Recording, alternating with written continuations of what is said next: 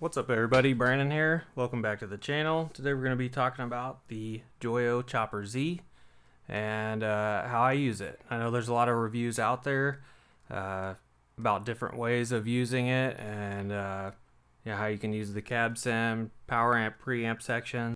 But the way I like to use it, and I think the best way is to run it into the front of the amp. I've got it ran into the front of my Joyo Zombie right now. I don't know if you can see it very well, but it's up there. And I've got it on the overdrive channel, so I'm basically using this as a boost in front of it.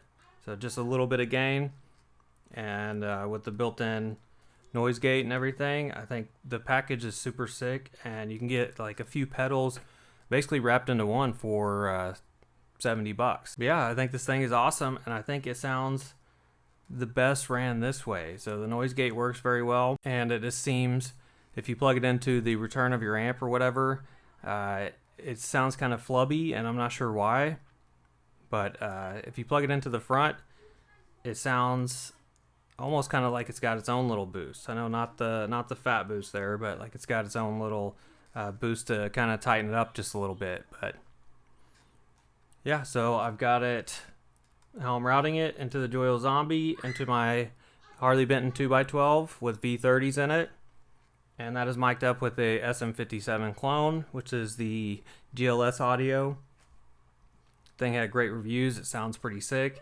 And that's ran into my audio box i2. So yeah, this is what it sounds like with the pedal off right now.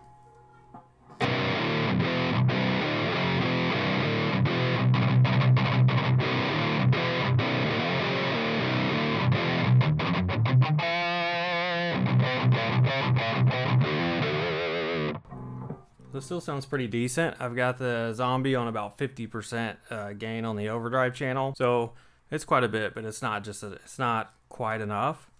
Let's go ahead and engage the Chopper Z. And this is what it sounds like. I've already got it set up to kind of how I like it. The gain is basically just when the pedal turns on, and then just a hair over that.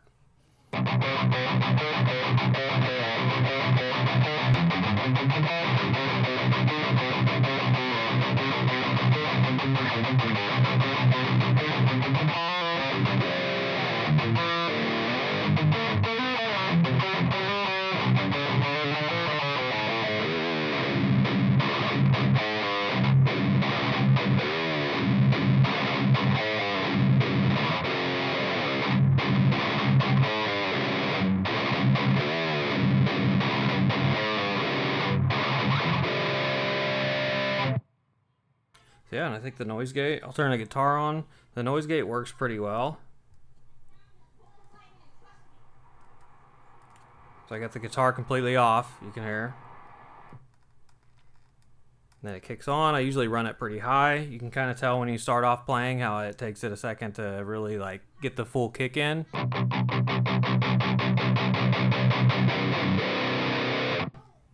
I'll show you guys this. So here's the gain. The pedal's basically off there.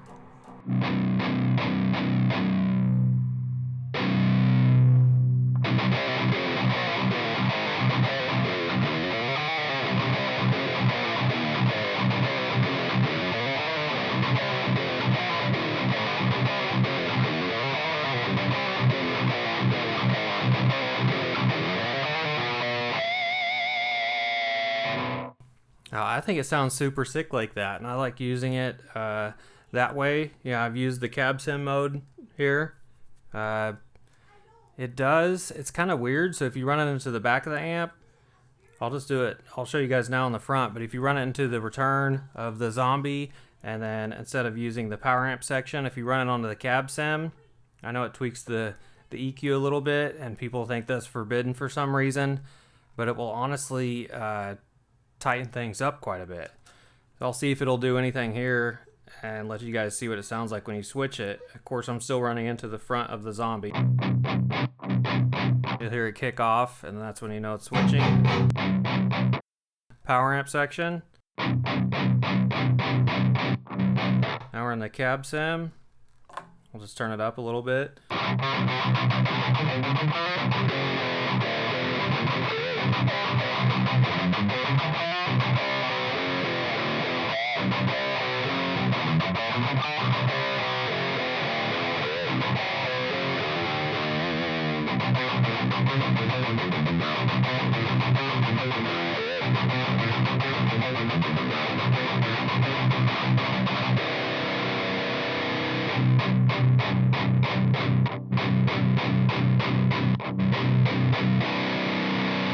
you're running to the front, I think it sounds the best.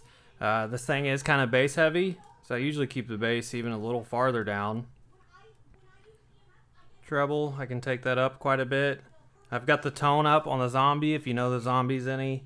I've got the tone to about 30% maybe, because the highs get a little bit crushing on this thing with the Zombie.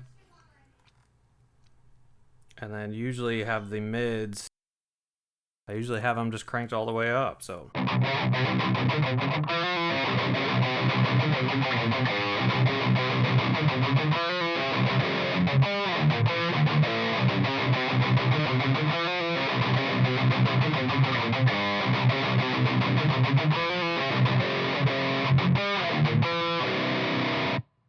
Yeah, I think this thing sounds super sick. We'll click in the fat boost, which if you were using it like this, to me that would kind of be like your lead tone. So I'll show you guys. I'll just keep it on the bridge position for now. Give you guys a little something here. Fat boost engage. Then we'll go to the neck position real quick and listen how thick this sounds. It sounds incredible.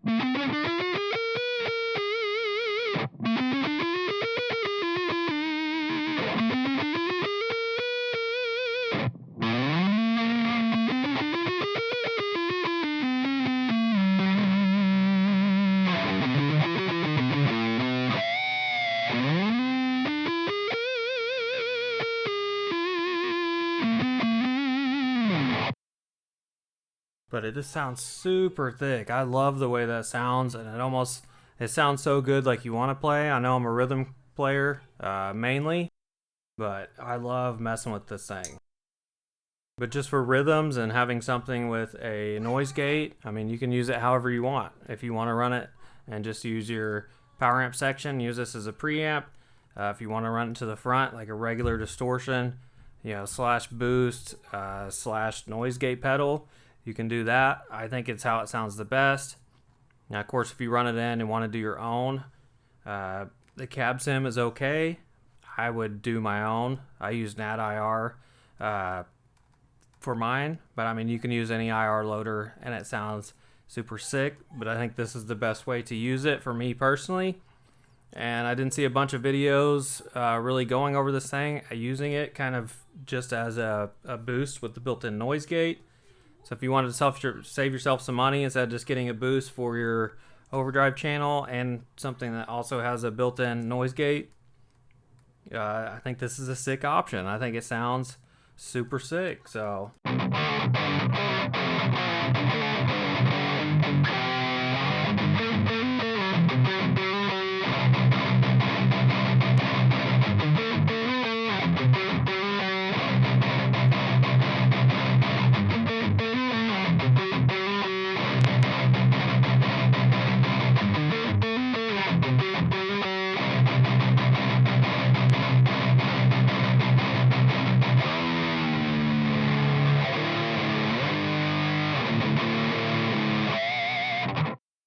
Yeah, I think this thing sounds awesome.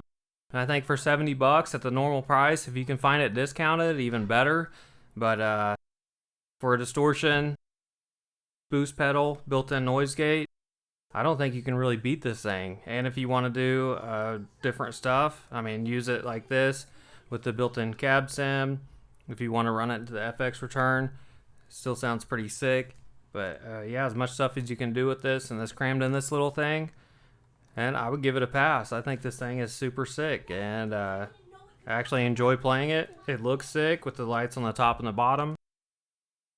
So I think that's a part of it, because I think if something looks cooler, you want to play it more, you want to mess with it more, and it sounds good.